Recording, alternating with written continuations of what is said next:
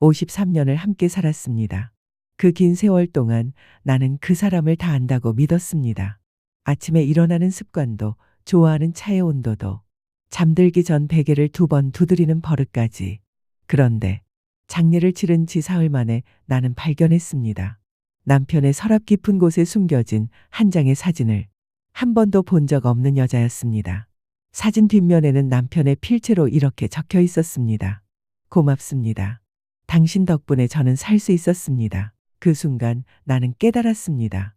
내가 함께 산 53년이 어쩌면 내가 모르는 누군가의 이야기 위에 세워진 것일지도 모른다는 것을. 이것은 배신의 이야기일까요? 아니면 구원의 이야기일까요? 나는 그 답을 찾아야 했습니다. 남편이 떠난 후에야 비로소 남편의 장례를 치른 지 사흘째 되던 날 나는 그것을 발견했습니다. 한 번도 본 적 없는 여자의 사진을. 집안은 아직도 국화꽃 향기로 무겁게 가라앉아 있었습니다. 조화에 달려있던 하얀 리본들이 구석에 접혀 놓여 있었고 제사상은 그날 아침에야 겨우 치워졌습니다. 집을 채운 침묵은 이제 달랐습니다. 저녁 차를 마시며 나누던 편안한 고요도 일요일 오후의 나른한 정적도 아니었습니다. 이것은 부재의 침묵이었습니다. 가슴을 짓누르며 홀로 쉬는 숨결 하나하나를 의식하게 만드는 그런 침묵. 나는 사흘 동안 그분의 서재에 들어가는 것을 피해왔습니다. 53년 동안 그 방은 그분만의 안식처였습니다. 신문을 읽고 영수증을 정리하고 가죽 의자에서 안경이 코끝으로 흘러내린 채 잠들곤 하던 곳. 지금도 문을 열면 그분이 거기 계실 것만 같았습니다. 하지만 의자는 비어 있었습니다. 안경은 책상 위에 접혀 놓여 있었고 반쯤 내려진 커튼 사이로 스며드는 아침 햇살에 반짝이고 있었습니다. 나는 천천히 마치 남의 집에 몰래 들어가는 것처럼 조심스럽게 들어갔습니다. 방 안에는 여전히 그분의 냄새가 남아 있었습니다.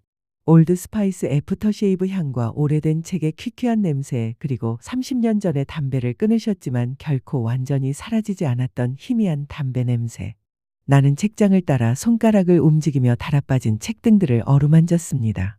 시집들, 전쟁 회고록, 수십 년 동안 넘겨서 거의 투명해진 얇은 종이의 성경. 책상부터 시작했습니다. 은행 명세서, 사업 동료들의 오래된 편지, 연도별로 꼼꼼하게 정리된 영수증들. 그분의 평생을 정의했던 세심함으로 정돈되어 있었습니다. 남편은 질서의 사람이었고 조용한 일상의 사람이었습니다. 모든 것은 제자리가 있었습니다. 그래서 그 사진을 발견했을 때 더욱 충격적이었습니다. 세 번째 서랍 아래 1970년대의 오래된 수첩 더미 밑에 숨겨져 있었습니다. 함께 살아온 모든 세월 동안 단 한 번도 열어본 적 없는 서랍. 사진은 작았습니다. 지갑 크기의 가장자리가 세월에 약간 누렇게 변한 흑백 사진. 완전히 다른 시대에 속한 것 같은 사진. 사진 속 여자는 25살쯤 되어 보였습니다. 단정한 피터팬 컬러의 하얀 블라우스를 입고 60년대 후반에 유행했던 단아한 웨이브 머리를 하고 있었습니다. 하지만 나를 멈춰 세운 것은 그녀의 표정이었습니다. 웃고 있는 것도 아니었습니다. 행복보다 더 부드러운 무언가, 평온한 만족, 고요한 깨달음 같은 것이 그녀의 얼굴에 있었습니다. 그녀의 눈은 카메라 너머를 보고 있었습니다. 마치 프레임 바깥 어딘가에 있는 아름다운 무언가를 보고 있는 것처럼. 나는 이 여자를 평생 본 적이 없었습니다. 손이 떨리기 시작했습니다. 사진을 뒤집었습니다. 거기에 수십 년이 지나 거의 보이지 않을 정도로 바랜 잉크로 남편의 틀림없는 필체가 쓰여 있었습니다. 고맙습니다. 당신 덕분에 저는 살 수 있었습니다. 사진이 손가락 사이에서 미끄러져 나가 마치 죽어가는 낙엽처럼 바닥으로 펄럭이며 떨어졌습니다. 한참을 그 자리에 서 있었습니다. 나무 바닥 위에 작은 직사각형 종이를 바라보며. 밖에서는 동네가 깨어나는 소리가 들렸습니다. 누군가의 대문이 열리는 소리, 멀리서 짖는 개 소리, 이웃집 열린 창문으로 흘러나오는 아침 뉴스 소리. 하지만 이 방 안에서, 이 순간 안에서는 모든 것이 멈춰 있었습니다. 그녀는 누구였을까요? 그리고 왜 그분은 이 사진을 비밀처럼 숨긴 채 이 모든 세월 동안 간직하고 있었던 걸까요? 떨리는 손으로 사진을 집어들고 남편의 의자에 주저앉았습니다. 가죽이 내 무게에 끼익 소리를 냈습니다. 그분이 평생 앉았던 그 소리. 지금은 나를 위해 울고 있는 것 같았습니다. 사진을 다시 들여다봤습니다. 햇살이 사진 표면에 반사되어 여자의 얼굴이 잠시 흐려졌다가 다시 선명해졌습니다. 이상하게도 그녀는 아름다웠습니다. 화려한 아름다움이 아니라 잔잔한 호수 같은 아름다움. 누군가를 깊이 사랑했을 것 같은 눈빛. 가슴 한켠에서 무언가가 조여왔습니다. 질투일까요? 아니면 상실감일까요? 나는 알 수 없었습니다. 53년을 함께 살았다고 생각했는데 남편의 서랍 깊은 곳에 내가 모르는 여자가 있었다는 사실. 문득 기억들이 물밀듯이 밀려왔습니다. 70년대 초 남편이 자주 출장을 갔던 때가 있었습니다. 부산, 대구, 때로는 일주일씩 집을 비웠습니다. 돌아올 때마다 그분은 어딘가 지쳐 보였습니다. 하지만 나는 그저 일 때문이라고 생각했습니다. 사업을 키우는 것은 힘든 일이니까요. 어느 날 밤 그분이 잠꼬대를 한 적이 있었습니다. 식은땀을 흘리며 중얼거렸던 말들. 사과하는 듯한, 애원하는 듯한. 나는 그분을 깨웠고 그분은 멍한 눈으로 나를 바라보다가 기억이 나지 않는다고 했습니다. 그리고 다시 잠들었습니다. 나는 그날 밤 잠을 이룰 수 없었습니다.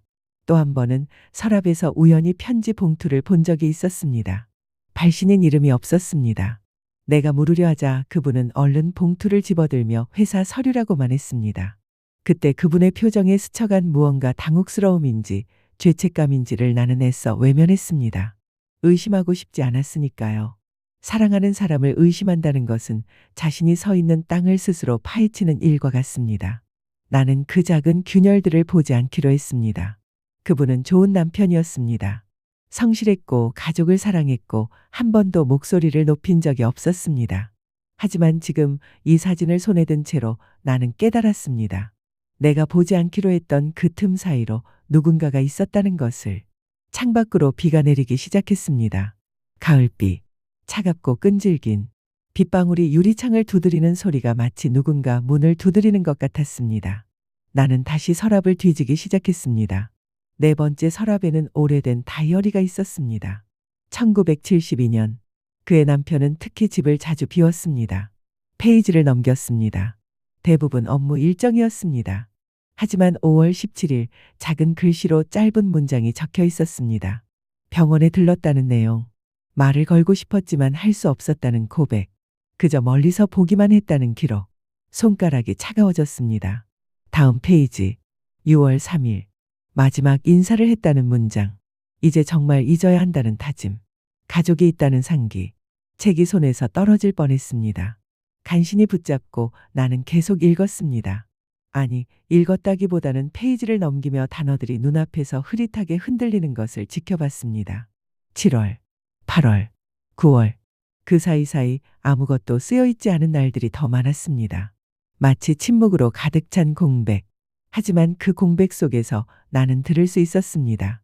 그분의 고뇌를, 갈등을, 선택의 무게를. 10월 1일 마지막 기록. 사진 한 장만 간직하기로 했다는 결심. 나를 살게 해준 은인이니까. 하지만 이것으로 끝이라는 선언. 이제 오직 아내와 딸만 생각하며 살겠다는 맹세. 책을 덮었습니다. 가슴이 너무 아파서 숨을 쉴 수가 없었습니다. 그래서 그랬군요. 사진을 간직한 이유. 하지만 여전히 알 수 없었습니다. 누가 그분을 살게 해줬다는 걸까요? 무엇으로부터? 그리고 왜 그토록 고통스러워하며 잊으려 했던 걸까요? 사흘이 지났습니다. 나는 사진을 계속 들여다봤습니다. 식사를 하다가도, 설거지를 하다가도, 잠들기 전에도. 그 여자의 얼굴이 내 눈앞에 아른거렸습니다. 딸이 찾아왔습니다. 나는 사진을 보여주려다가 멈췄습니다. 부끄러워서였을까요? 아니면 딸에게까지 이 혼란을 나누고 싶지 않아서였을까요? 대신 조심스럽게 물었습니다. 아버지가 젊었을 때 큰 사고를 당한 적이 있는지. 딸은 잘 모른다고 했습니다. 자신이 태어나기 전 일이라고. 왜 그러냐고 되물었지만 나는 그냥 궁금해서라고만 답했습니다. 그날 밤 딸이 돌아간 후 나는 결심했습니다. 남편의 옛 동료를 찾아가기로. 다음 날 오후 나는 같은 아파트 단지에 사는 김 부장을 찾아갔습니다. 남편보다 5살 아래였지만 함께 일한 세월이 20년이 넘었던 분. 초인종을 누를 때 손이 떨렸습니다. 그분의 부인이 반갑게 맞아주었습니다. 차를 내오고 안부를 묻고 장례식 이야기를 조심스럽게 꺼냈습니다. 나는 적당한 대답을 하다가 마침내 물었습니다. 남편이 젊었을 때 큰 사고를 당한 적이 있는지. 김 부장이 차를 한 모금 마시다가 멈칫했습니다. 그분의 표정이 미묘하게 변했습니다. 그리고 조심스럽게 입을 열었습니다. 71년 이야기였습니다. 남편이 지방 출장 중에 교통사고를 당했다는 것, 큰 사고였다는 것, 차가 전복되어 한동안 병원에 입원했다는 것. 나는 그런 이야기를 들은 적이 없다고 말했습니다. 김 부장은 한숨을 쉬며 설명했습니다. 아내가 임신 중이어서 말하지 않으셨나 보다고. 걱정을 끼치고 싶지 않으셨을 거라고. 임신 중. 맞습니다. 71년 나는 딸을 임신하고 있었습니다. 입덧이 심해서 매일 힘들어했던 때 남편은 출장이 길어진다고만 했습니다. 한 달 가까이. 사고가 얼마나 심각했냐고 물었습니다. 김 부장의 대답은 충격적이었습니다. 생사를 오갔다고 들었다는 것. 머리를 크게 다쳐서 한동안 의식이 없었다는 것. 방에 빙글빙글 도는 것 같았습니다. 그런데 어떻게 회복하셨냐고 물었습니다. 부산의 작은 병원이었다는 것. 거기 간호사 한 분이 밤낮으로 간호를 해주었다는 것. 덕분에 회복했다는 것. 남편이 나중에 그분께 정말 감사했다는 것. 간호사, 여자, 부산. 모든 조각이 맞춰지기 시작했습니다. 그 간호사의 이름을 물었지만 김 부장도 모른다고 했습니다. 남편이 그 이야기를 자세히 한 적이 없었다고. 그냥 은인이라고만 했다고. 은인, 고맙습니다. 당신 덕분에 저는 살 수 있었습니다. 사진 뒷면에 글귀가 떠올랐습니다. 이틀 후 딸이 다시 찾아왔습니다.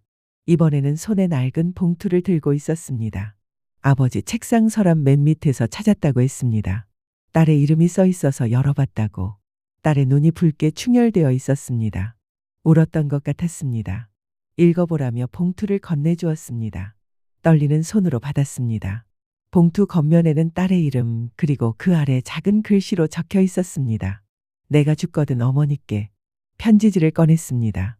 남편의 필체였습니다. 내 사랑하는 딸아, 그리고 이 편지를 읽고 계실 당신에게. 이 편지를 쓰는 지금 나는 78입니다.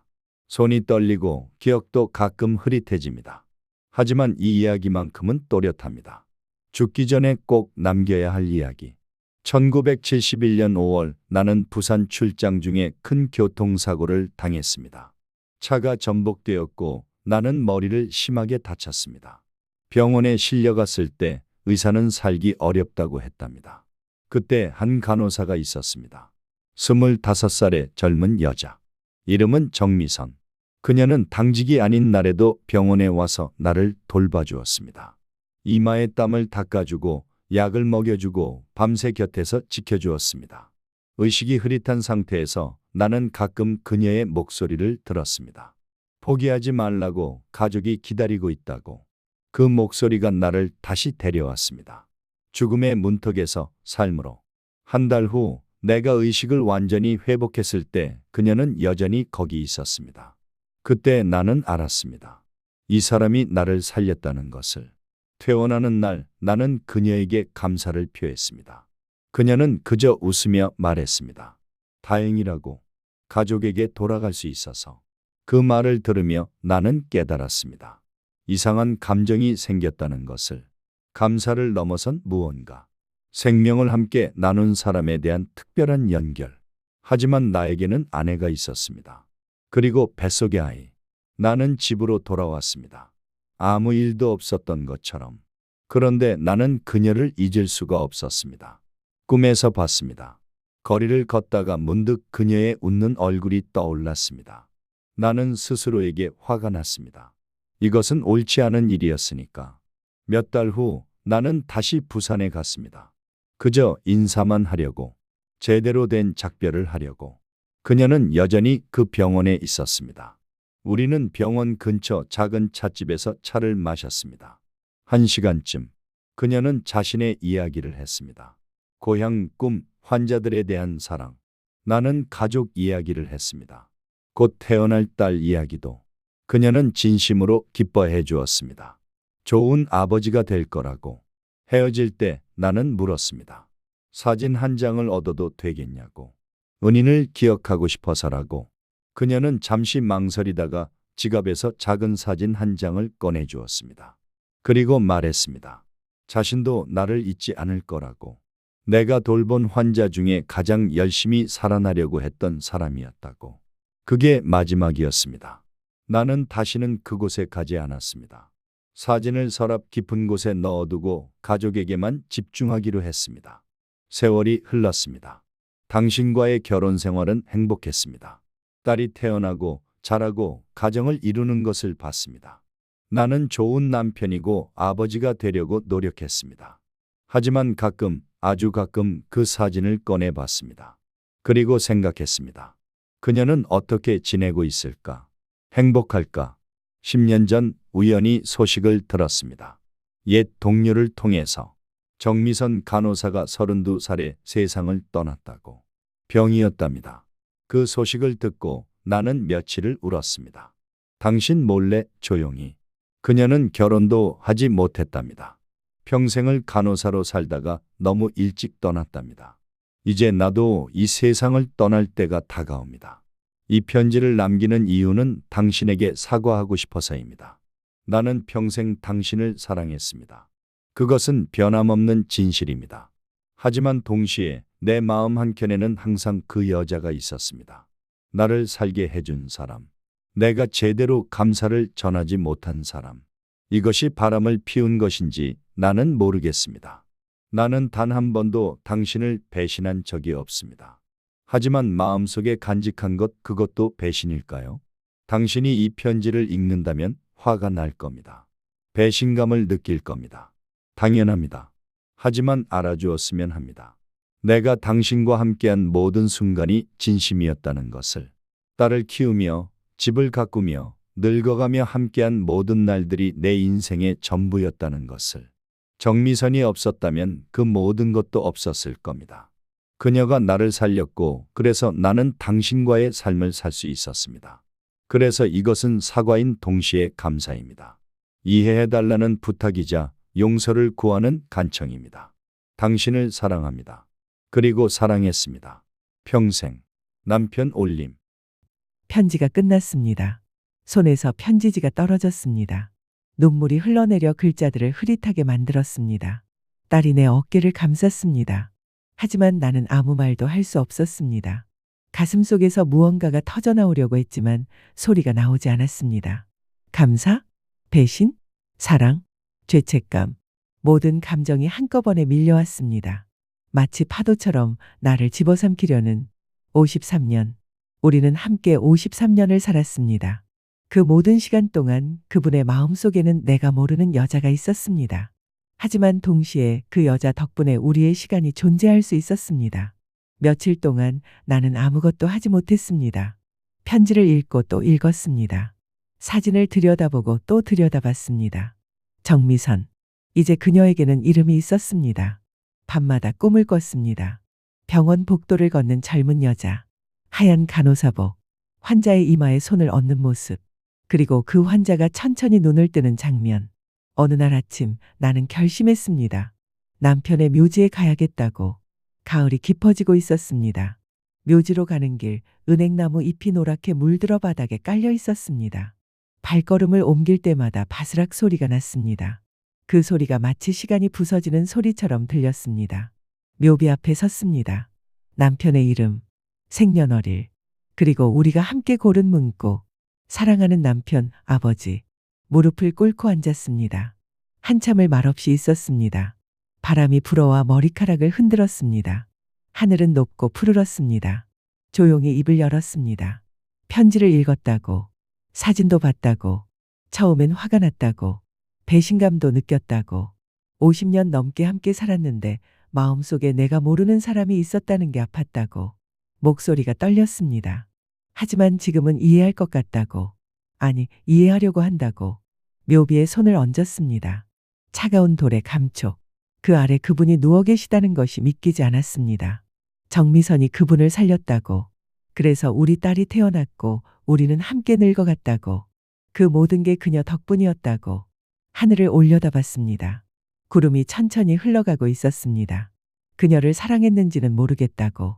어쩌면 사랑이었을 수도 있고 아니었을 수도 있다고. 하지만 중요한 건 선택을 했다는 거라고.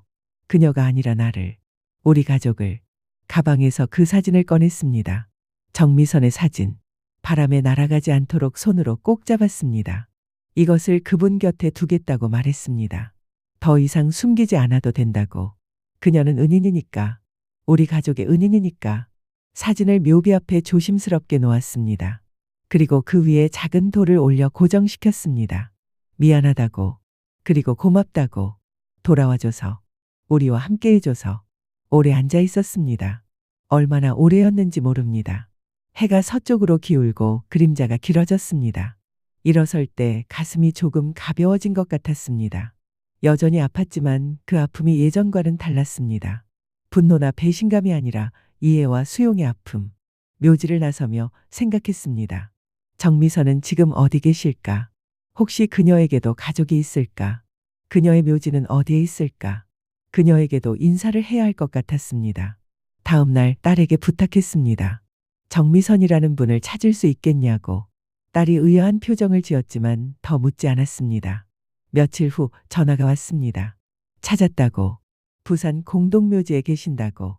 다음 주 화요일 우리는 함께 부산으로 갔습니다. 오랜만에 기차 여행이었습니다. 창밖으로 들판이 지나갔습니다. 가을 추수가 끝나고 텅 빈 논밭. 그래도 어딘가 평화로워 보였습니다. 기차의 규칙적인 소리에 몸을 맡겼습니다. 덜컹덜컹. 마치 심장 박동 같았습니다. 나를 어딘가로 데려가는 심장. 부산역에 도착했을 때 오후에 햇살이 역사 안으로 쏟아져 들어왔습니다. 택시를 타고 공동묘지로 향했습니다.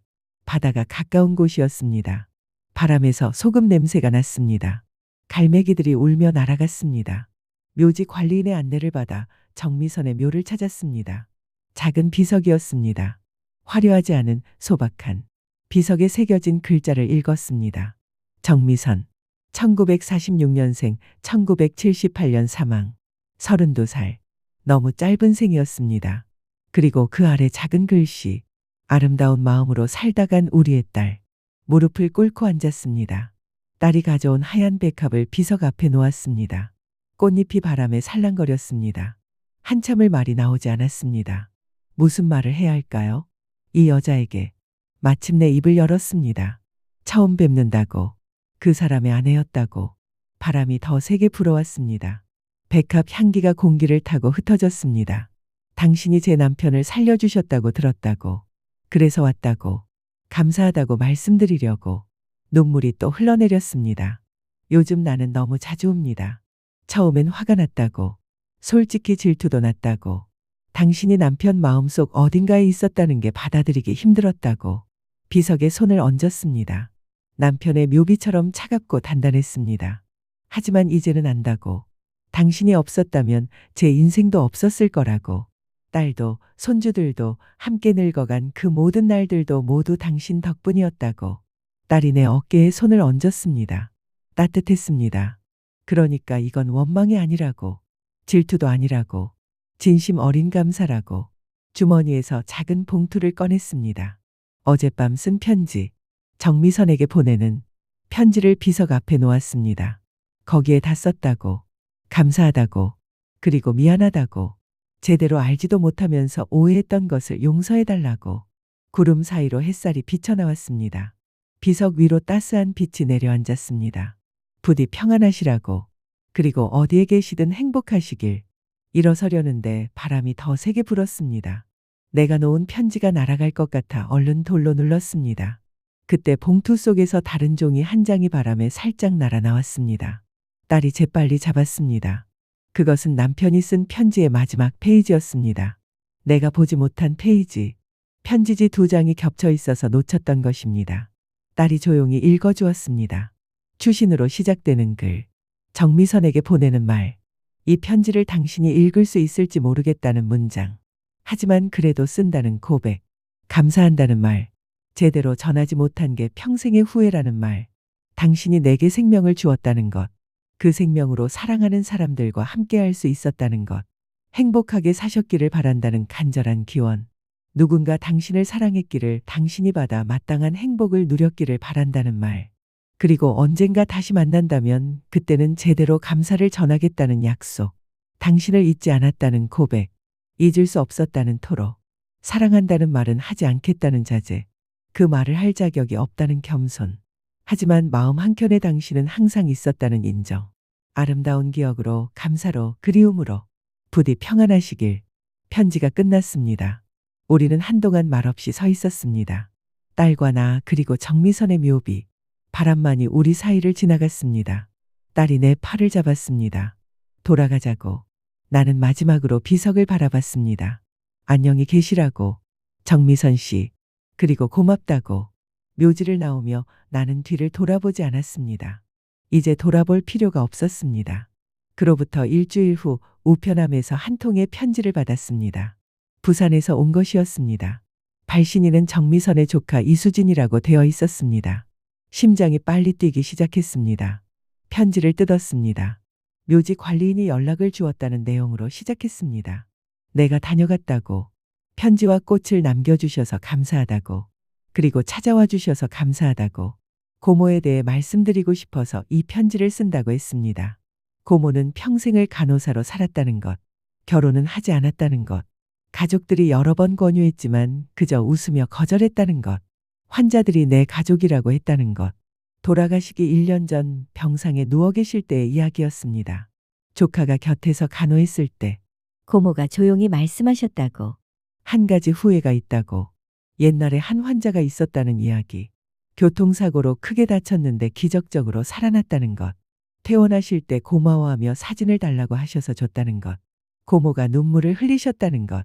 그 사람이 가족에게 돌아가는 걸 보면서 행복했다는 것. 정말로. 하지만 동시에 가슴 한켠이 아팠다는 것. 어쩌면 나도 그분을 사랑했던 것 같다는 고백.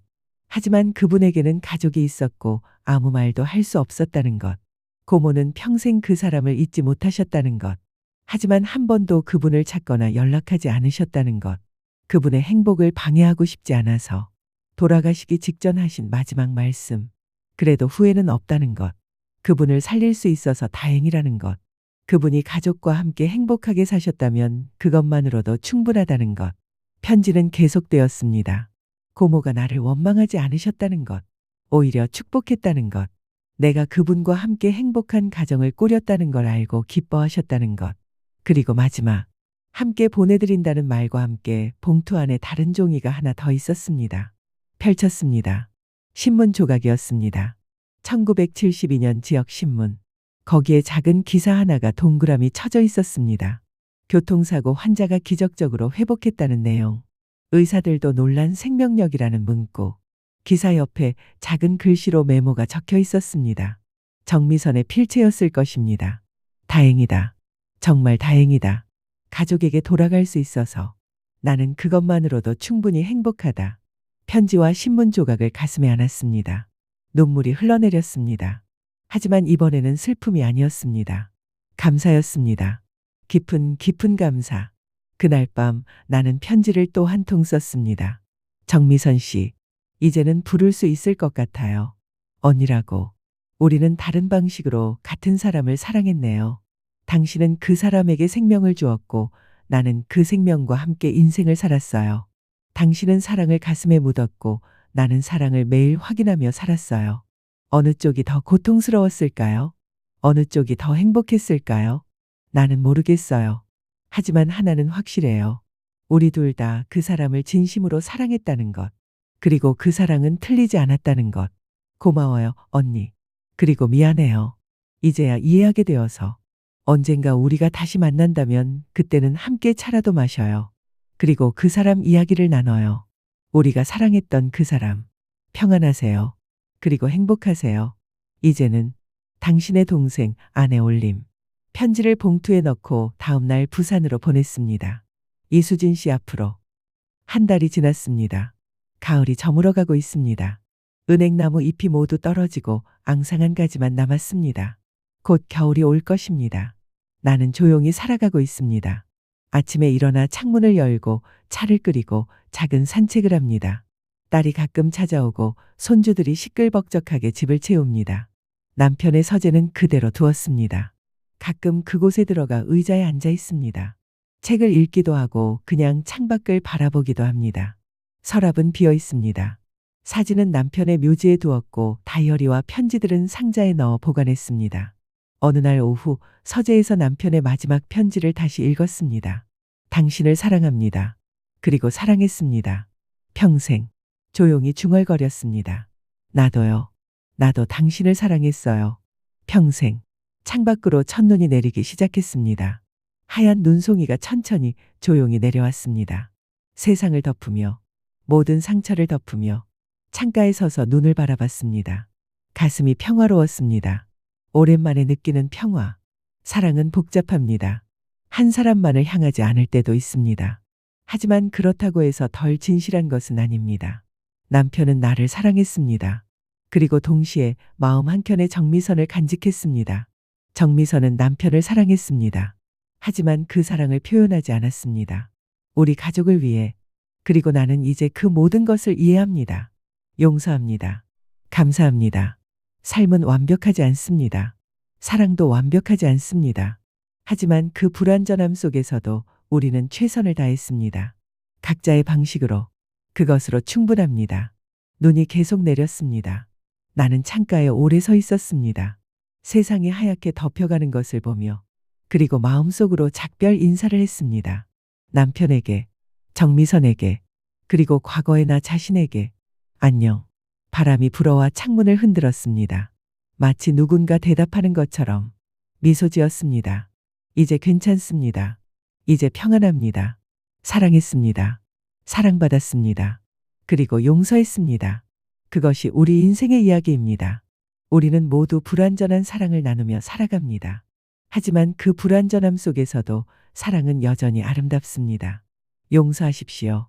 이해하십시오. 그리고 감사하십시오.